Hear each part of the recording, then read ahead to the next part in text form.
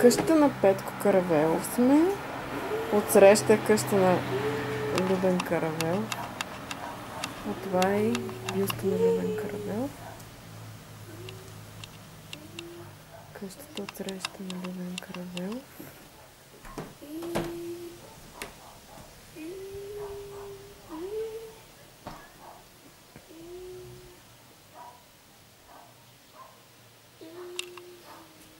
Сега сме в къща на Петко Каравелов.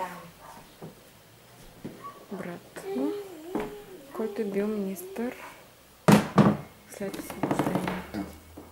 Да, е направено като музей.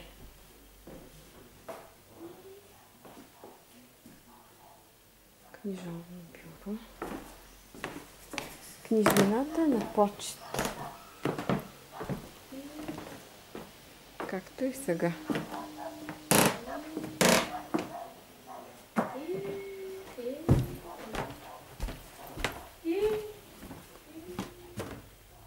Тук са удаите, синята стая, оранжевата стая с софрата.